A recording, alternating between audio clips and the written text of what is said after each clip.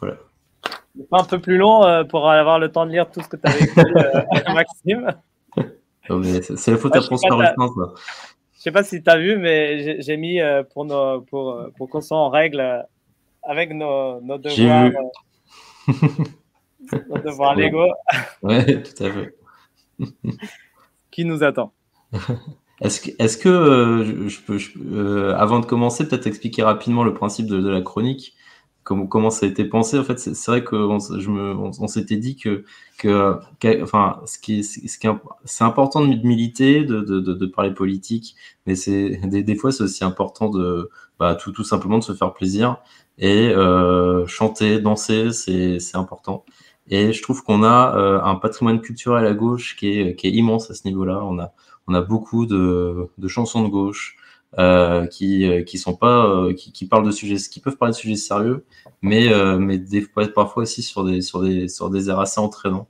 Et donc voilà, l'idée ici, c'est un petit peu de faire découvrir ce patrimoine. Ce serait peut-être donc là aujourd'hui, c'est moi qui couvre la danse, on peut le dire. Mais ce serait peut-être aussi bien que les fois d'après, il y ait différentes personnes viennent faire découvrir leur culture de gauche, peut-être. Voilà. Ah, Mathias, si tu ouvrais ton micro, ce serait parfait. Je lance la petite musique. Allez, c'est parti.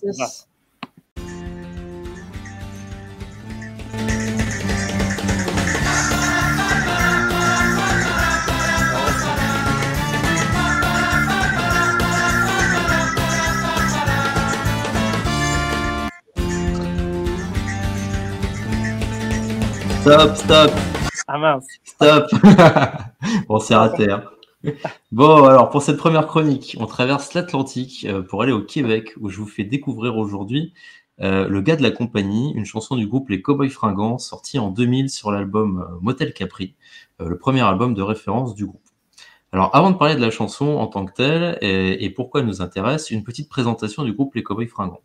Alors c'est un groupe formé à la fin des années 90 et créé par le guitariste et principal auteur-compositeur Jean-François Posé ainsi que le chanteur Karl Tremblay. Les rejoindront rapidement la violoniste Marianne Clépine et le bassiste Jérôme Duprat, ce dernier étant également biologiste, ce qui ne sera pas sans influence sur les orientations écolo du groupe. Les Cowboys Fringants, c'est un groupe québécois bien affirmé qui milite d'ailleurs pour le Québec libre, comme il l'exprime dans la chanson En Berne, qui dresse un tableau peu enthousiasmant du Québec moderne. Si t'es pas content de ce pays, tu dois être le PDG d'une compagnie, disent-ils dans la chanson. Si c'est ça le Québec moderne, mais moi je mets mon drapeau en berne et j'emmerde tous les bouffons qui nous gouvernent. Si t'es content de ce pays, mais sans mon âme, c'est ton avis, tu dois être le PDG d'une compagnie. Si c'est ça le Québec moderne, mais moi je mets mon drapeau en berne et j'emmerde tous les bouffons. Va falloir revoir la technique là. Alors le chanteur du groupe, Karl Tremblay, c'est plus qu'un chanteur, c'est un conteur d'histoire et même de l'histoire, ou plutôt d'une histoire du Canada un peu différente de l'histoire officielle. Alors pour les histoires, on pense à des chansons comme Joyeux Calvaire ou Marie-Lou, qui racontent la vie pas toujours rose d'une mère de 3 enfants, femme de ménage dans un motel, ou encore à La Reine, une chanson sur une femme qui dédie sa vie aux plus démunis. Dans Shooter, enfin, il nous fait vivre la fermeture d'une usine au travers des yeux des nouveaux chômeurs. Musique. Pour les nouveaux chômeurs, Shooter pour les bons travailleurs, Shooter apporte toute la bouteille qu'on se taille. Nous à boire 5-6 mois à soir, on a les idées noires.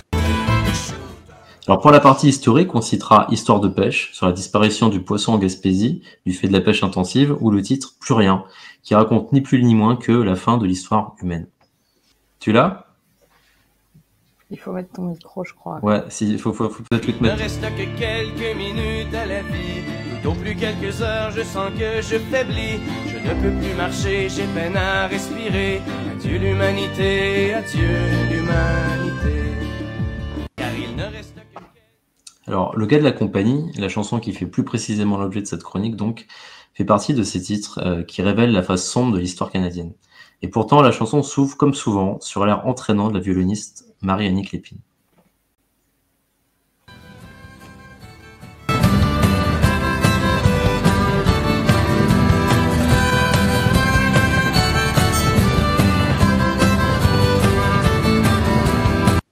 Alors, Le gars de la compagnie, c'est une chanson inspirée du film documentaire de Richard Desjardins et Robert Mondry, sorti en 1999, L'erreur boréale, un pamphlet qui dénonce la destruction du patrimoine forestier par les coupes à blanc pour satisfaire les besoins de l'industrialisation. La chanson est assez redoutable de simplicité, avec un refrain musical et 4 courts couplets qui évoquent chacun un acteur. Alors, premier acteur, les travailleurs, mis en concurrence pour aller chercher la ressource et payés au plus bas prix.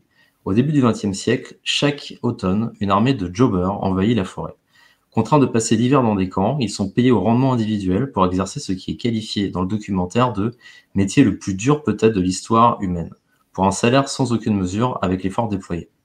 Deuxième acteur, les Américains. Au début du XXe siècle, on a besoin de plus en plus de papier et l'épinette, présente au Québec, se prête parfaitement à la production en grande quantité. Mais le Canada manque d'argent et les Américains flairent la bonne affaire. En position de faiblesse, le gouvernement leur accorde des concessions sur les forêts du Québec, soit une cession sans contrepartie. Les Américains, flairant la bonne affaire, sont venus faire la pièce dans le bout de Trois-Rivières. Ça va nous faire la job pour les Canadiens français.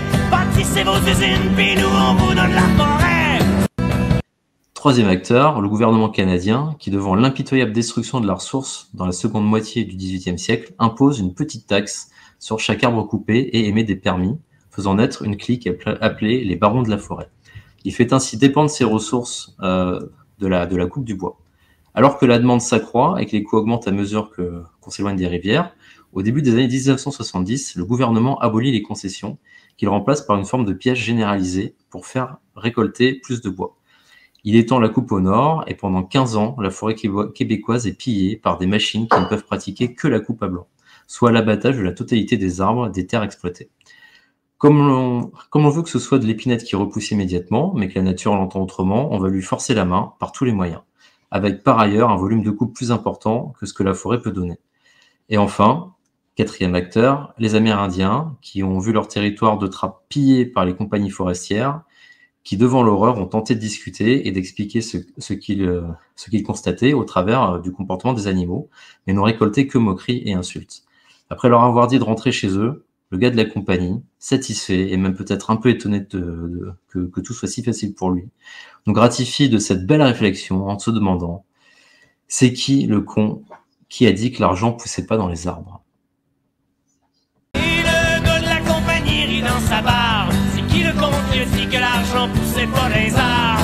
Et le gars de la compagnie rit dans sa barbe. C'est qui le con qui a dit que l'argent poussait pas dans les arbres?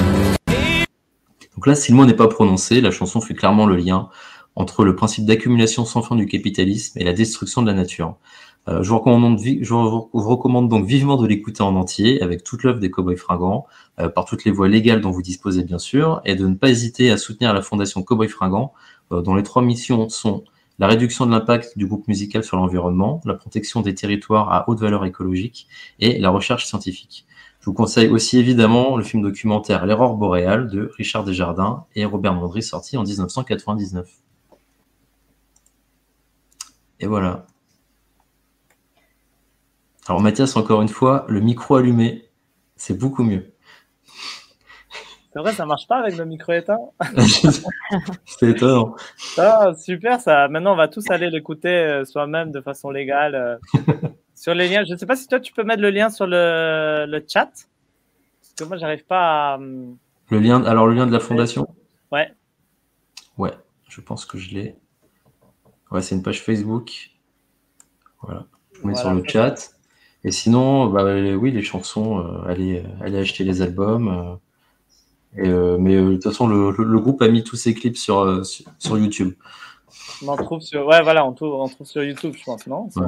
Et après, si on veut acheter, encore mieux. Hein. Oui. Cowboys Fringants. Les Cowboys Fringants.